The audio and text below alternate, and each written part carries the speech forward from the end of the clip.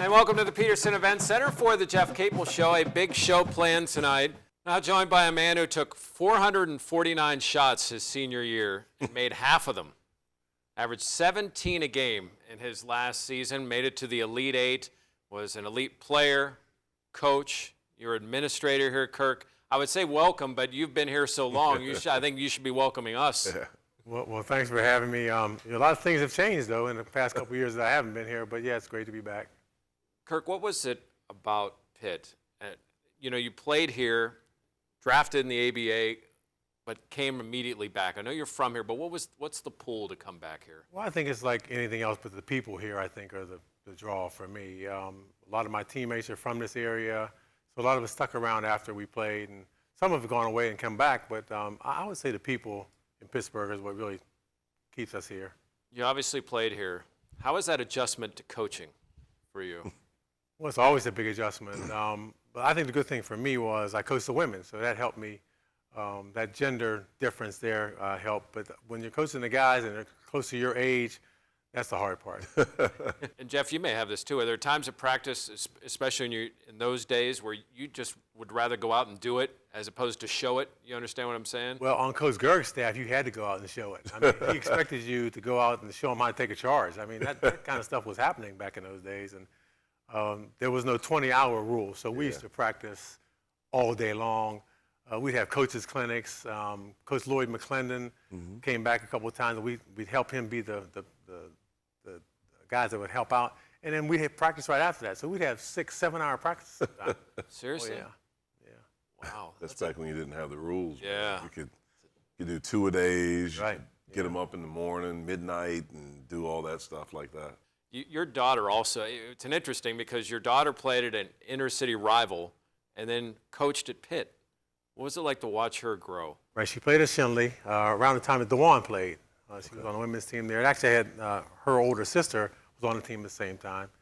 And they won a couple city championships in the years that DeWan won the city championship. And then she came back here to coach. Was at Duquesne for a little bit, and then came back with Susie, was coaching here. So yeah, it was kind of neat. I want to ask Kirk about his playing days. Yeah, definitely. Some of the guys that he played with as we continue with Kirk Bruce here on the Jeff Capel Show on the Pitt Panthers Radio Network. And welcome back to the Peterson Event Center. We are joined by Kirk Bruce. And Kirk, before I ask you about some of those Elite Eight teams, I want to ask you, you stayed at Pitt after your coaching days. You stayed as an administrator. What did you learn about the spirit here and spending all those seasons and getting a chance to work with all the different sports? Well, there's so much tradition here in so many of our sports, and I think that was the thing that made it so unique to be an administrator here. There was always something going on, always some championship team to be a part of, and every year, new group of kids coming in, that type of thing. And it keeps you young, keeps you moving, keeps you focused a little bit. And that's the part of it that I enjoyed. You played for a whale of a team in '74. What are the standout thoughts about that season? Well, first things first, you had Billy Knight on that team. and to me, every night we played, he was the best player on the floor, in my opinion. Great baseline player, could rebound the ball, great passer, really smooth, consistent score on any given night. If you needed 35, you're going to get 35. But he's also good at getting the other guys who might have been the people that were open that particular game. He would get them the ball too. So he was just an unbelievably well-rounded player. But we had guys from this area. We had our first top 6 or 7 guys from Western PA, Wow. which will probably never happen again. And that was the thing that brought us back in recruiting. You had Billy Knight ahead of you, and then myself and Keith Starr came after me, Tommy Richards. Those guys were from probably 15 miles away or less. So we had a good group of local guys that played together in summer, that type of thing. What made you guys so good? I mean, was it the practices? Like, what got you to that level? Big time camaraderie. I think guys that we knew each other, we had the same goals. And the year before we had a really good season, we had a couple of close games we could have won. We lost at Notre Dame the same year they beat UCLA to end their streak. We were winning that game in regulation and lost in overtime. So, I mean, there was those type of games we had, prior to that next season that we had a chance to win. So we were getting pretty good at the end of that year. Yeah. Was the camaraderie natural? Is that something that you guys worked on? I mean, been a part of teams, and sometimes you work on it. You try to, as a coach, you try to create different things to Was it natural, or because you guys were all from the same area? I Or? think it was natural, Jeff, because we were all from the same area. And they recruited the player first, obviously, because he had to have the talent. But then I think it was also that element of the good kid, the good background, that type of thing. And we had a heck of a coach. Buzz Riddle was just a nice guy, just an ordinary type of guy that coached you hard, but you never raised his voice, very rarely raised his voice. But then you had Coach Gergerich, who would be on you 24/7. If you had a bad game, he'd show up in the dorms. I mean, he would knock on your door. Really? Oh, yeah. That happened plenty of times. Just to say hi? Not to say hi. We used to wonder how he got in the door. Yeah, we got in the doors. And he would come right up to your room. I mean, Tommy Richards was my roommate, and that happened quite a few times to both of us. And if you had a bad game, and if you acted like you had a bad game, and he'd come up and say, well, what's wrong with you guys? We won. Well, you know how that goes. But he wanted to make sure that you were okay, and that next practice, boy, you heard from him. Yeah. For sure. So I think that they balance each other out. Sure. How many times have you thought about how you ended up in the Elite Eight playing NC State and Raleigh?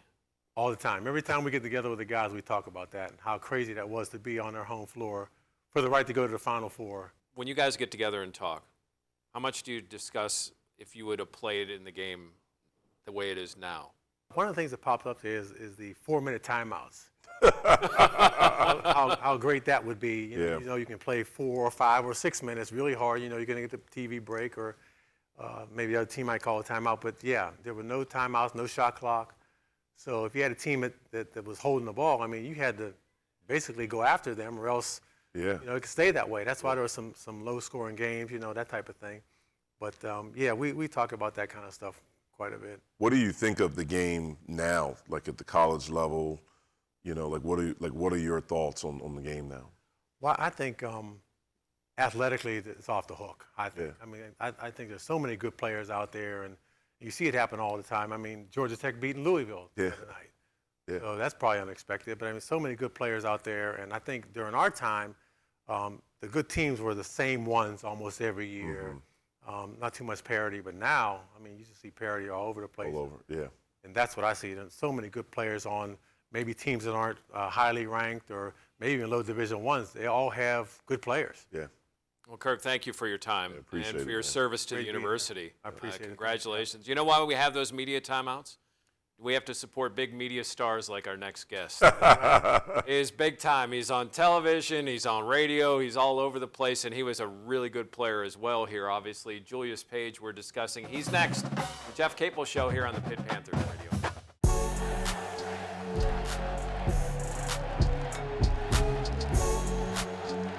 McGowan pulls up and he hits it. X-Man jam. McGowan's against the bigger trail with a lob to Champagny.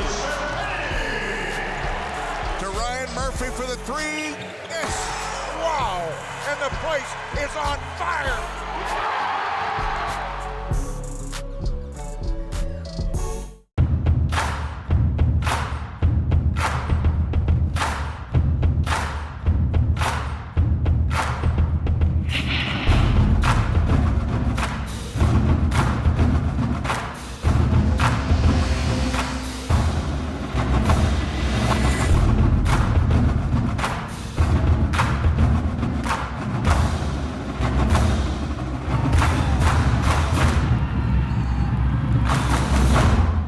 Joined now by 1,500 points, some superior defense, some pretty amazing dunks, and one legendary headband. Julius Page is joining us. Julius, thanks for taking time. How are you, man? Not a problem. Good. How are you? I'm great. I just want to know, you've watched this team. What are some of your thoughts as you're watching this team develop? Young team that have a lot of learning to do. They have a lot of pieces. Unfortunate for them, they don't have the OGs on their team that I did. You know, people forget that I had Ricardo, Greer, Isaac, Brandon, guys who were already seasoned into a program. So I didn't really, I was able to fall back a little bit and just get in. These guys, expected to come right out and play a lot of minutes with no real older guys that's been around and to do things to make it a little easier. So we got to cut them some slack in that regard. How did you guys learn how to win?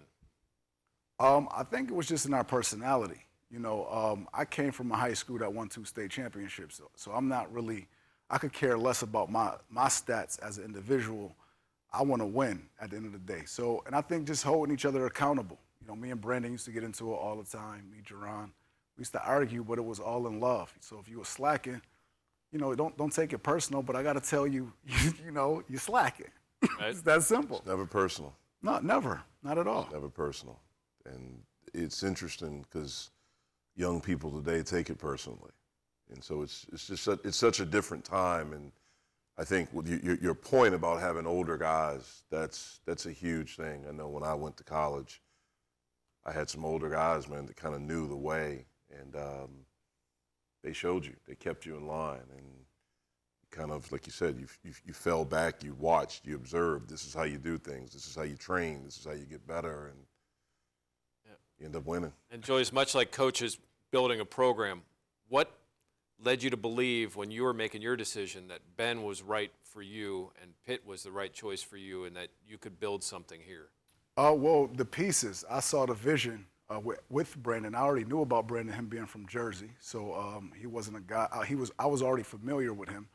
And then Ricardo Greer and Isaac Hawkins I saw on TV play a few times, so I felt put me in. I was, you know, cocky enough to feel like, hey, I'm the missing piece. I'm all you need. So, and I always wanted to play in the Big East. So that was one of the, it was either the Big East or the ACC. Those was two conferences. I was like, I got to get into one of those. That's all I saw on TV. So, you know, for me, it was a no-brainer. What were practices like? Oh, my Bill, God. under Ben and Jamie? Games was easy. The practice was the hardest part. You know, like, if you got your shot off, you was lucky because we held, we cheated, we competed. I mean, it was a part of the style that we played, and I don't know where it came from because it was here before I even got here. And that's what I mean. Like, a guy like Isaac would hold you on his screens. Like, he would cross his arms and hold you, and I would complain, and it would be an older guy like Brandon would be like, here's how you get around that. You know what I'm saying? So it's those little things when guys are doing those things that, you know, you need somebody to show you how to get around and, you know, you don't fall for the okie doke anymore. Did you guys ever have pads or anything that you would? We didn't need them. You know, I mean, we loved it. We used to get into it all the time, and then the coaches be cheating. You know, coaches like to keep it competitive, so, you know, you get up too much, they start calling and letting the other team get in. So, I mean, once you get into the game, it's like, I mean, you're just used to the competition and competing. You know, the games was just, I wouldn't say slow motion, but I think it made us closer, you know, as teammates. It made us closer to compete like that in practice. You know, you mentioned you guys held each other accountable. Like, how did you, can you explain, like, how you did that?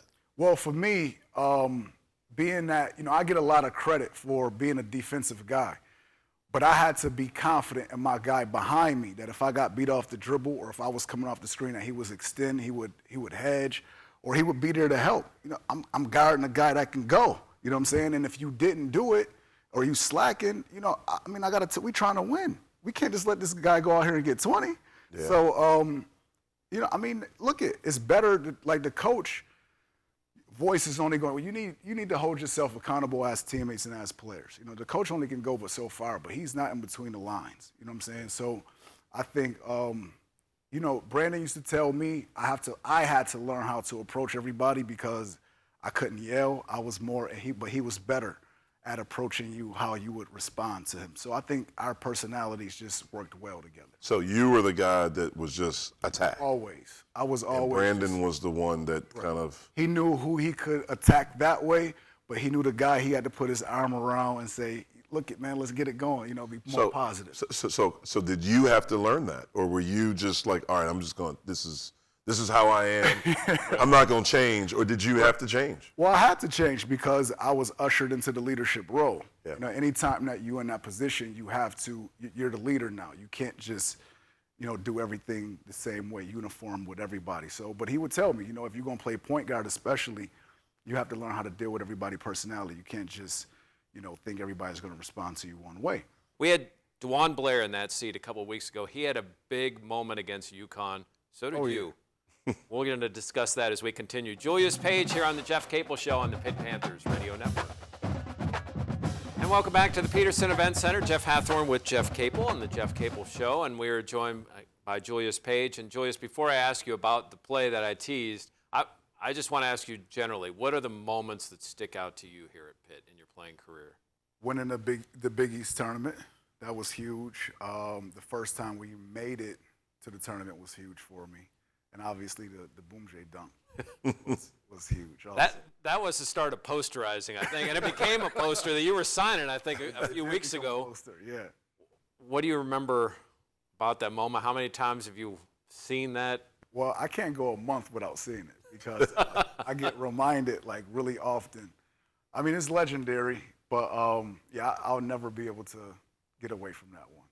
Can you relive can that play still relive, or is? Oh yeah, it's very clear because I adjusted my shot. I went in soft before that play, so I made up my mind already. The next time I touched the ball was dunking it, so he just happened to be there.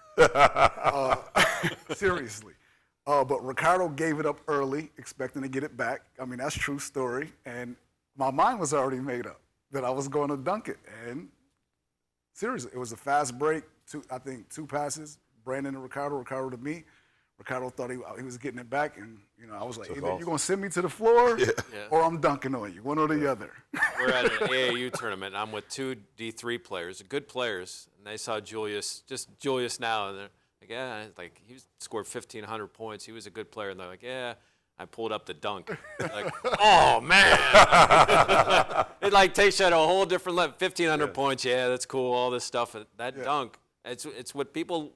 These days, I'm sore the next day watching it. Yeah. After watching it, it hurts. I love, so we have it up in our office right outside. When you walk in, it's one of the signature moments we have, and I love when we bring recruits in and their families, and we're walking by and they're looking, and all of a sudden they see it, and they're like, wait a minute. Like, oh my gosh, where is he now? Right. So it's one of those moments that will live on forever. Did you ever try to spark your team with the dunk? Like, did you, with your aggressiveness, ever? I wouldn't say spark. Sometimes I just got, if I felt like I wasn't aggressive enough, or if I did something where, maybe, I don't know, if a guy I knew was a shot blocker, sometimes you either pull up, he's going to be there trying to time you, or you just got to rise up. You can't go in there soft because the referee's not going to give you the benefit of the doubt. So that was just my mindset. Mm-hmm. Question for you. Who was your favorite and or best teammate you had, and why during your time at Pitt? That's tough because I liked all of them for different reasons. I would have to go with Brandon, though. I mean, Brandon was my backcourt mate. We was always on the same page, and but everybody, I think we complemented each other well. Jerron, me, him, and Brandon all did different things well. So I think we meshed really well. And then Ontario was goofy. You know what I'm saying? And he was like the life, and Donatus was serious. I just feel like we had so many different personalities that they all just mixed. Yeah. That's the thing that good teams understand. And, you get to a point where you're all in about winning. Like your first year here, did you guys win? We went to the NIT. NIT. So we got it late. We beat Seton Hall, who was ranked that year. We beat Georgetown, who was ranked. So we had some quality wins. I don't think it was learning. I mean, we lost the game. Coach Holland put me at the line against Duquesne. I missed the free throw, so we tricked that one off. It was a lot of growing that we had to do. We got beat on at Penn State. Mm-hmm. So we had that up and down type of year. Physically, we wasn't ready. Yeah. I think the Big East tournament, is what showed us that physically we wasn't that kind of team yet. And that's what made us put a lot of time into the weight room, making sure that we was going to be ready for the next year. And then from there, we was more consistent. Yeah. So now you're a basketball parent. I want to ask you about that. Julius Page joins us here. It's the Jeff Capel Show on the Pitt Panthers Radio Network.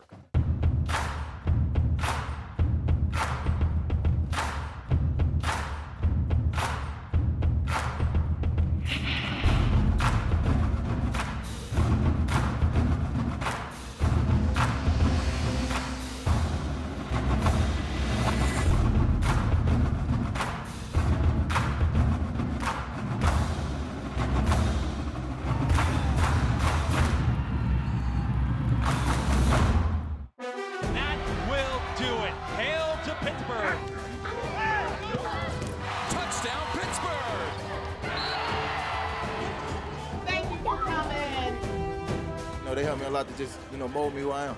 Pitt just has it all. Everyone is on their feet. Hail to Pitt. We just witnessed history. Pitt Beyond the Script, weekly on AT&T Sportsnet.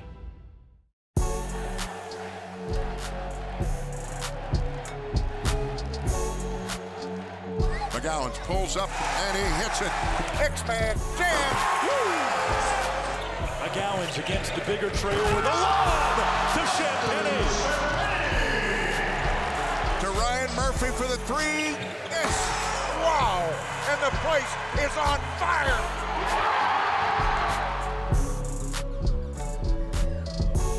Julius Page joining us here on the Jeff Capel Show. And Joyce, what's it like to be a father watching games where you can't jump in and you just have to sit back and see it all play out? It's rough. I can't handle it. Like, I'm serious. I can't. I'm more nervous as the father because it's like, I think it's more the disappointment, which you were going to have to deal with in the event that the worst happened to your kid. You know, like last year they went undefeated, and all I kept playing in my mind is it would stink so bad for them to make it all the way to the States and that be the only game that they lose. Like, how do I deal with that? Yeah. So it's rough. You don't want to see, like me as a player, I feel like I can handle it, but I would hate for my kids to have to feel that. But I know it's a part of life and growing, so it's going to happen sooner or later. How are you in the stand? Are you the loud parent? Are you quiet? Are you the You know, I'm chill. I don't say anything. They actually got me out of my element when my daughter hit the game winner against TJ. That's the first time I jumped up, ran on the court, and everything. And then I caught myself like, wait a minute, man. So, yeah, they got me out of it one time. But I'm usually just chill watching, just critiquing her no matter what she does well. I always got something to point out that she can work on. Now, do you work with her, or do you leave that to the like? What do you do? I get her in the off season. Okay. I mean, during the season, there's not much you can really do but try to stay sharp. Yeah. In regards to like adding new things to her game, she get me in the off season, and then once that's over, coach, you can have her. Yeah. What does she know about you as a player? That I'm more of a hothead, basically. I mean, I think I just want to win. I'm a sore loser. I hate losing. And at times, it could be the worst thing to deal with. And I think I'm like that just in general. So she don't like to play Monopoly with me. They don't like to do anything with me because I'm not here to just play with you. I'm here to win. So Sounds familiar. Is it? My wife and kids are that way. We can't play. Yeah. It's my thing. Like, why, it's not just for fun. Yeah. Like, if it's a winner or a loser, then I need to be the winner. Like, that's. So we had a coach once that told us, he says, you know that quote, it's not whether you win or lose, it's how you play the game. He said that was written by Anonymous because he was too embarrassed to tell you who he was. Yeah. Because it was so ridiculous. One of the biggest fights, my wife and we were actually dating, and we played putt-putt. And it was that. And, like, I lost, but she cheated. And it just ended up being, like, this huge knockdown thing. Oh. So, yeah. All right, I want to ask each of you guys this. What would you guys give for one more game? At 21, not one more game now, but at 21. I'll answer first. I would give any, except for my kids, I would give just about anything to have one more chance to go out and lace them up and to compete, to be in the locker room afterwards, after a practice, after a game, joking around, jiving around, talking trash, going out, going at somebody, trying to lock somebody up, trying to affect winning. You talk about you and you guys had to learn how to win. I mean, even at Duke, when I was there, I tell this, like, we played for the national championship my freshman year. We're a minute within winning it. My sophomore year, we're 2-14 in the conference. It's the year Coach K was out, 13-18 overall. And so you go from playing for the national championship to that. The next year, we started 0-4 in the comp. We had to learn how to fight again. We had to learn how to win. My proudest moment as a player at Duke is not the Final Four and playing for the championship. My proudest moment is my senior year. We won the ACC regular season. And it was because of what we went through those middle 2 years. And it was a sense of accomplishment for all of us that we fought, we came together, we weren't the most talented, but we were the toughest, and we played harder than anyone, and we understood how much we needed each other. and that started the program back up on this rock, where it should have been. I'm gonna double down on that.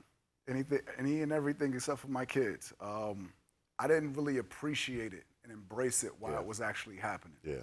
But looking back at it, it's like I feel like I would treat it different. I would treasure it more while it was happening. Great point. So yeah, I think that's just life. Now that I'm older, I try to live in the moments instead of being, mentally going too fast. But it's a little hard. I mean, as a kid, you're stressing, worried about that guy you got to guard, or you're thinking about the game plan and stuff. So it's a little harder to do. But yeah, I think I would have tried to slow down a little bit. Well, congrats on all your media work. You're doing a great job. Thank you. Put all of us out of business. But hey, it's been great catching up with you. Thanks, Julius. Thank you. Appreciate it, man. Julius Page here on the Jeff Capel Show. We'll talk a little about Virginia Tech as we continue here on the Pitt Panthers Radio Network. Coach, that was a lot of fun. It's great catching up with those guys. Their stories and their experiences, and there's I don't know if it's edge or there's just something about all those former really good players. One of the things is awesome, normally, I take notes, and I actually go back and I talk to my team about it. And Julius is one that I actually want to get the audio, and I want to share some of the things that he talked about because it's what we're trying to do here. And the main thing is that everyone has to be all into winning, and it can't be you're worried about you. You have to be worried and consumed about what do we need to win. And everyone on our team is capable of impacting that in a great way, but the mindset has to be right. It can't be about you. It always has to be about us. All right, so 6 o'clock at Virginia Tech. They're a team that, they're another one of those teams right in that mix, that grouping. Yeah, they are. They started out really hot. They were something in 1 to start out. I can't remember. But they've lost 5 in a row. They've had a break. They hadn't played since Saturday, so they'll have a week break. They'll be fresh. Mike Young's a really good coach. Was at Wofford for a long time. This is his first year. They have some returning guys that were part of that Sweet 16 team last year. 3 guys, 2 of which played. 1 redshirted, but is their best player right now. They shoot a lot of threes. They average 27 made threes a game. A little bit, 27 attempts a game. Gosh, not made. Yeah. I hope they don't do that. But they're small, but they really move around. They spread you out. They drive it, and they shoot. When teams shoot that many threes, how do you counter defensively? We want to be out there. We want to try to take them off the line. You have to contain penetration. You have to be very disciplined and not over-helping because teams like that, that's what they want you to do, to over-help. But containing penetration, being on time with your ball screen defense, your rotations out of that's something that's really, really important. In our last minute here, how important is movement for you guys offensively? It's the most important thing. When we're at our best is when we have movement. When we become stagnant, then we're very easy to guard because we don't shoot the ball well. Then we want to drive it, everyone knows. And when we're standing, the defense gets to set. And so we have to do a better job consistently. We've done it at times, but consistently we have to do that. All right, Jeff, good luck. Thank you. It's 6 o'clock, 5:30 pregame starts here on the Pitt Panthers Radio Network. We want to thank our guests, for Kirk Bruce for joining us, former men's assistant, women's head coach, to Julius Page and the great job he's doing on and off the court. Good luck to his daughter as well in the postseason. We'll see you again on Saturday, 5:30 pregame, 6 o'clock tip here on the Pitt Panthers Radio Network.